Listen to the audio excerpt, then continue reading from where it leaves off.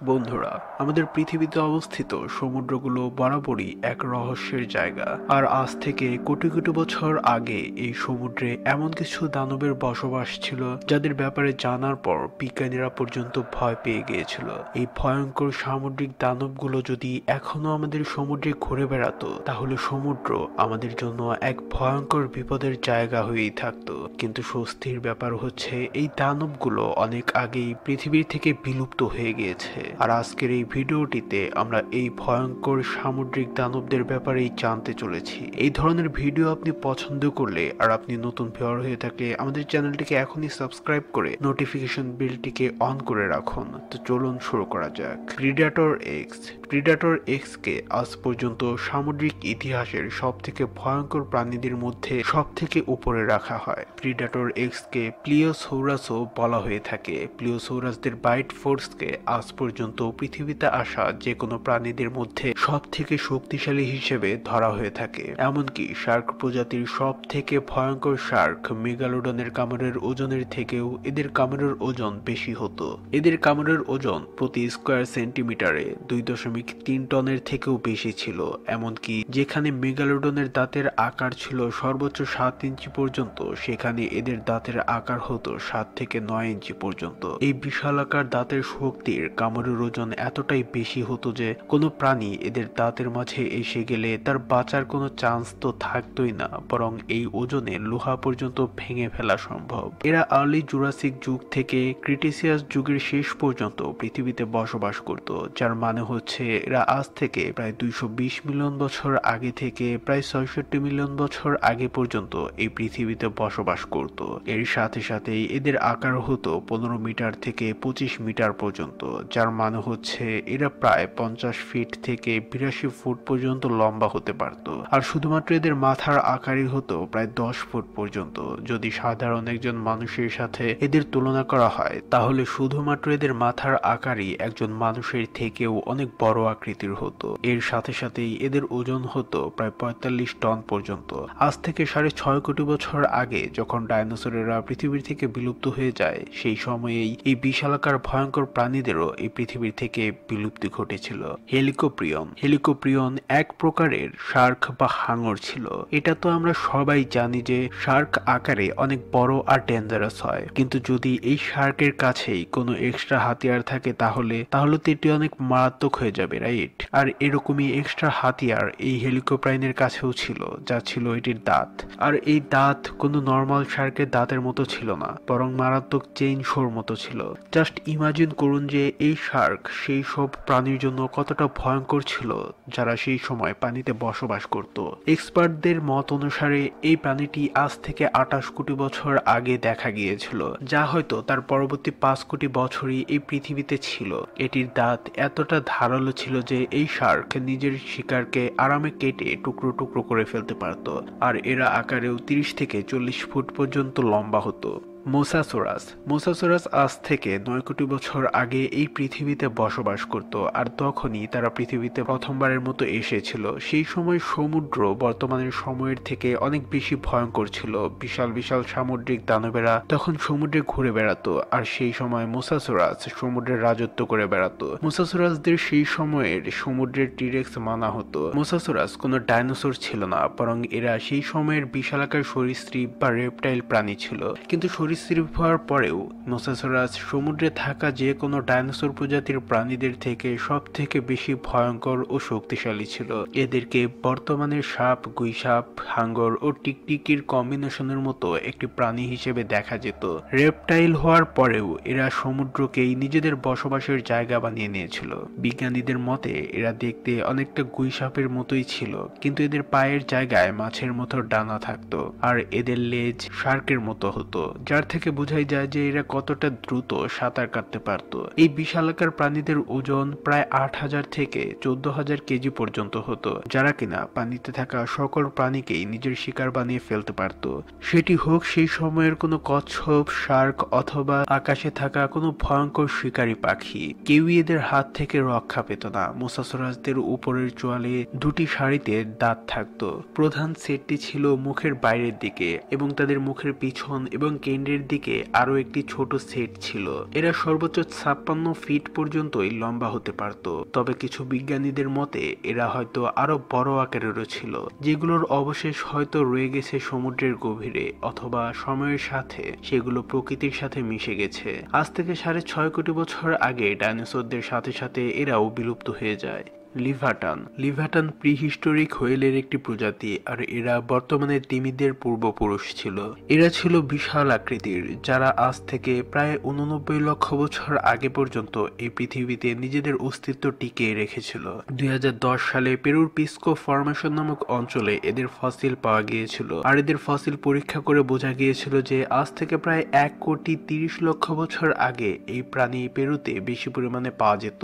তবে লিভাটানের অস্তিত্ব পৃথিবীর অন্যান্য জায়গাগুলোতেও ছিল, আর এরা ছিল সেই সময়কার সমুদ্রের দানব। আর এরা আকারে প্রায় 40 থেকে 65 ফুট পর্যন্ত লম্বা হতো, আর ওজনের দিক থেকে এরা প্রায় 50 টন পর্যন্ত হতো, যাকে হাতির সাথে কম্পেয়ার করলে দেখা যাবে এদের ওজন প্রায় 6টি হাতির ওজনের সমান হতো। তাদের তো বড় শরীরের মধ্যে তাদের মাথার আকারই হতো প্রায় 10 ফিটের মতো, যা একটি মানুষের সম্পূর্ণ আকৃতির চেয়েও অনেক বড়। আর এদের চোয়াল একজন মানুষকে একেবারে গিলে ফেলার জন্য যথেষ্ট ছিল। এই প্রাণীগুলো যে শুধু আকারেই বড় ছিল তা কিন্তু নয়, এদের এই বিশাল আকৃতির সাথে সাথেই এরা ছিল খুবই হিংস্র প্রকৃতির প্রাণী। হিংস্রতার দিক থেকে এরা সেই সময়কার সব থেকে বড় শার্ক মেগালোডন শার্ককেও টক্কর দিত। লিভাটানের দাঁত সর্বনিম্ন 11 ইঞ্চি পর্যন্ত হতো এবং সর্বোচ্চ প্রায় 14.5 ইঞ্চি পর্যন্ত লম্বা হতো। আকারের হিসাবে যদি দেখা হয় তাহলে এগুলো প্রায় একটি 2 লিটার পানির বোতলের সমান আকৃতির ছিল, আর এই দাঁতগুলো পাশে প্রায় 4 থেকে 5 ইঞ্চি পর্যন্ত পুরু হতো। এই দাঁতগুলো এতটা বিধ্বংসী ছিল যে এই লিভাটান মেগালোডন শার্ককেও আক্রমণ করে দিতে পারত। এই তিমির এই বিশাল আকৃতির হওয়ার কারণে এদের অনেক পরিমাণে খাবারের প্রয়োজন পড়ত, যার কারণে এরা ডলফিন, সিল এবং ছোট থেকে মাঝারি আকৃতির তিমিদের পর্যন্ত আক্রমণ করে খেয়ে ফেলত। আজ থেকে প্রায় 90 লক্ষ বছর আগে সমুদ্রের তাপমাত্রা কমতে শুরু করেছিল, যার কারণে সমুদ্রের বেশিরভাগ প্রাণীরা সমুদ্রের সেই সব জায়গাতে চলে যাচ্ছিল যে সকল জায়গা অন্যান্য জায়গার থেকে তুলনামূলকভাবে গরম ছিল। আর সেই কারণেই এই তিমিগুলো সেই সময় গরম জায়গাতে যেতে শুরু করে দিয়েছিল। সেখানে এরা অনেক পরিমাণে খাবার পেয়েছিল, কিন্তু কিছু সময় যেতেই এরা খাবারের জন্য নিজেরাই নিজেদের সাথে কম্পিটিশন শুরু করে দিয়েছিল। এর সাথেই আরো অনেক বড় প্রাণী ছিল যারা এদের খাবারে ভাগ বসাতো, যে কারণে লিভাটনদের ধীরে ধীরে খাবারের অভাবের সম্মুখীন হতে হয়। আর এভাবেই খাবারের অভাবের কারণে আজ থেকে প্রায় 89 লক্ষ বছর আগে এই প্রাণীরা পৃথিবীর থেকে চিরদিনের জন্য বিলুপ্ত হয়ে গিয়েছিল। মেগালোডন আকারে প্রায় 60 ফুট পর্যন্ত লম্বা হতো, যা বর্তমানে 3টি হোয়াইট শার্কের সমান ছিল, আর এদের ওজন গ্রেট হোয়াইট শার্কের চেয়েও 30 গুণেরও বেশি ছিল। মেগালোডনের দেহের ওজন হতো 60 টন পর্যন্ত। মেগালোডনদের দাঁত 7 ইঞ্চি পর্যন্ত লম্বা হতো, যেই দাঁতগুলো ছিল সেই সময়ের সকল প্রাণীদের থেকে ধারালো, আর যা প্রমাণ করে যে এরা কি পরিমাণে মারাত্মক ছিল। এরা যে কোনো শিকারকে কেটে 2 টুকরো করে দিতে পারত।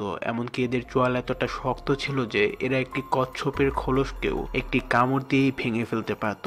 যখন মেগালোডনেরা এই পৃথিবীতে বসবাস করত সেই সময় এই পৃথিবীর সব থেকে হিংস্র সামুদ্রিক প্রাণীর খেতাবও এরাই দখল করে রেখেছিল। যদিও এদের সাথে টক্কর দেওয়ার মতো এক প্রজাতির তিমি সেই সময় ছিল, যার নাম ছিল লিভাটান, যার ব্যাপারে আমি অলরেডি আপনাদের বলেছি। মেগালোডনেরা বিভিন্ন সিল, ডলফিন তো খেতই, এর সাথেই এরা মাঝারি আকৃতির তিমিদেরও মেরে খেয়ে ফেলত। আজ থেকে প্রায় 30 লক্ষ বছর আগে পৃথিবী হঠাৎ করেই ঠান্ডা হতে শুরু করেছিল, আর যে কারণে এই মেগালোডনেরা খাবারের অভাবের সম্মুখীন হয় এবং নিজেরাই নিজেদের প্রজাতির ছোট ছোট হাঙ্গরদের খেতে শুরু করে দিয়েছিল, যার কারণে এরা ধীরে ধীরে বিলুপ্ত হয়ে যায়। সার্কোসুকাস। আজ থেকে 13 কোটি বছর আগে ক্রিটিসিয়াস যুগের সময় পৃথিবীতে এক বিশালাকার কুমির ঘুরে বেড়াতো, যার নাম ছিল সার্কোসুকাস। সেই সময় সার্কোসুকাসের ভয়ে বড় বড় ডাইনোসরেরাও নদীর কিনারে পানি খেতে যাওয়ার জন্য ভয় পেত, কেননা যে কোনো ডাইনোসর যতই শক্তিশালী হোক না কেন, একবার সার্কোসুকাস যদি তাকে ধরে ফেলতো তাহলে তাকে টেনে পানিতে নিয়ে যেত, আর সেই ডাইনোসর এই কুমিরের খাবার হয়ে যেত।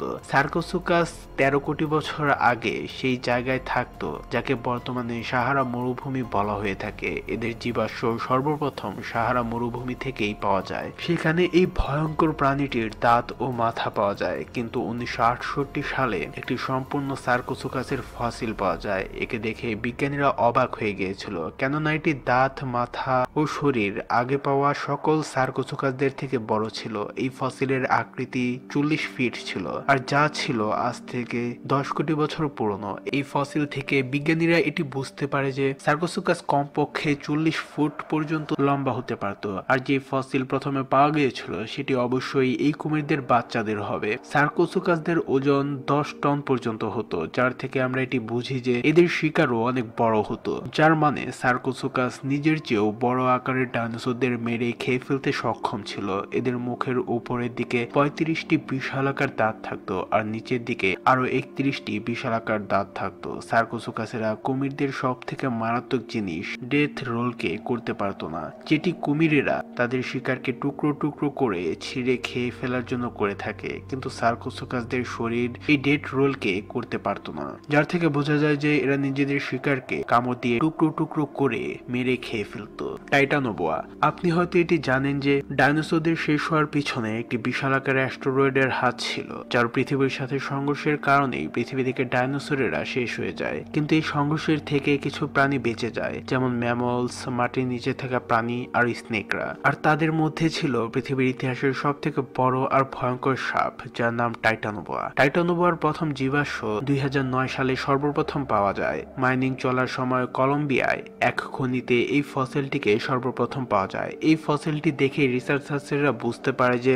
এই ফসিলটি 14 মিটার বা প্রায় 46 ফুট লম্বা ছিল। কার্বন ডেটিং করে যখন এই সাপটির বয়স মাপা হয়, তখন এটি জানা যায় যে এই ফসিলটি 6 কোটি বছর পুরনো ছিল। এই বিশালাকার সাপের নাম রাখা হয় টাইটানোবোয়া। আর মানুষ এটি দেখে অবাক হয়ে গিয়েছিল যে কোনো সাপ এতটাও বড় হতে পারে। এই বিশালাকার সাপের ওজন 1135 কেজি পর্যন্ত হতো, যার মানে এরা একসাথে 2জন পূর্ণবয়স্ক মানুষকে গিলে ফেলতে পারত।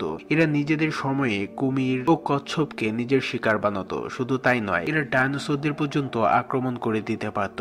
টাইটানোবোয়াদের বিলুপ্ত হওয়ার জন্য যুক্তিযুক্ত কোনো কারণ এখনো পর্যন্ত বিজ্ঞানীরা জানতে পারেনি। তবে কিছু বিজ্ঞানীদের মতে সেই সময় পৃথিবীর তাপমাত্রা ধীরে ধীরে ঠান্ডা হতে শুরু করেছিল, যার কারণে এই প্রাণীরা সবসময়ের জন্য গায়েব হয়ে যায়। বাসিলোসরাস, বন্ধুরা, বাসিলোসরাস একটি প্রিহিস্টোরিক তিমি, যারা আকার অনেক বিশাল আকৃতির হতো। বিশালাকার হওয়ার সাথে সাথেই এরা ছিল শিকারী প্রজাতির খুবই হিংস্র ধরনের তিমি, যাদের আজ থেকে প্রায় 4 কোটি 10 লক্ষ বছর আগে থেকে 3 কোটি 40 লক্ষ বছর আগে পর্যন্ত এই পৃথিবীতে পাওয়া যেত।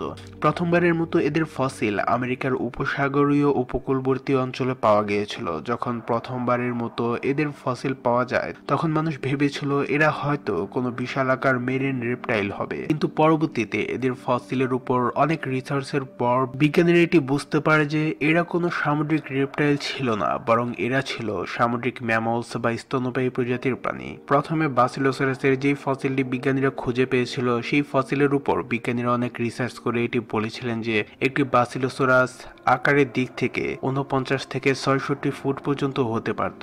কিন্তু পরবর্তীতে আরো ফসিল পাওয়া যাওয়ার পর বিজ্ঞানীরা সেগুলোর উপর আবারও রিসার্চ করেন, এবং বিজ্ঞানীদের কথা অনুসারে একটি বাসিলোসরাস আকারে প্রায় 56 থেকে 70 ফুট পর্যন্ত হতে পারত। তবে কিছু বিজ্ঞানীদের কথা অনুসারে এরা আরো বড় আকারেরও হতে পারত, আর যে ফসিলগুলো হয়তো এখনো আমাদের ধরাছোঁয়ার বাইরেই রয়ে গিয়েছে। এর সাথে একটি বাসিলোসরাসের ওজন 60 টনেরও বেশি হতো, এবং এদের বাইট ফোর্সও হতো প্রায় 3600 PSI পর্যন্ত। বন্ধুরা, বাসিলোসরাস মূলত বর্তমানের America, Egypt, Jordan, north Africa, Tunisia এবং মরক্কোর উপকূলবর্তী অঞ্চল এবং গভীর সমুদ্রে বসবাস করত। আজ থেকে প্রায় 3 কোটি 40 লক্ষ বছর আগে হঠাৎ করেই জলবায়ু পরিবর্তনের ফলে পৃথিবীর তাপমাত্রা অনেক কমে যায়, যার কারণে সমুদ্রের পানির তাপমাত্রাও অনেক কমে যায়। এর কারণে বাসিলোসরাস সহ প্রায় সকল প্রকারের শিকারী সামুদ্রিক প্রাণীরা সমুদ্রের উষ্ণ অঞ্চলে যেতে শুরু করে, কিন্তু এর ফলে সমুদ্রে খাবারের অভাব দেখা দেয়। আর এভাবেই কিছু বাসিলোসরাস প্রচন্ড ঠান্ডার কারণে আর কিছু বাসিলোসরাস খাবারের অভাবে বিলুপ্ত হতে হতে ভেলোসিরাপটরের সম্পূর্ণ প্রজাতি বিলুপ্ত হয়ে যায়। তো বন্ধুরা, এই সকল বিলুপ্ত এবং ভয়ঙ্কর সামুদ্রিক দানবগুলোর মধ্যে আপনার কাছে কোন দানবটিকে সবথেকে ভয়ঙ্কর এবং ইন্টারেস্টিং বলে মনে হয়েছে তা অবশ্যই নিচে কমেন্ট করে বলতে ভুলবেন না। এরকমই ভিডিও সবসময় পেতে আমাদের চ্যানেলটিকে সাবস্ক্রাইব করে নোটিফিকেশন বেলটিকে অন করে রাখার কথা ভুলবেন না। এই ভিডিওটিতে একটি লাইক ও আপনার বন্ধুদের সাথে শেয়ার করার কথা ভুলবেন না। ভালো থাকবেন, সুস্থ থাকবেন আর আশ্চর্য দর্শনের সাথেই থাকবেন। Stay happy, thank you.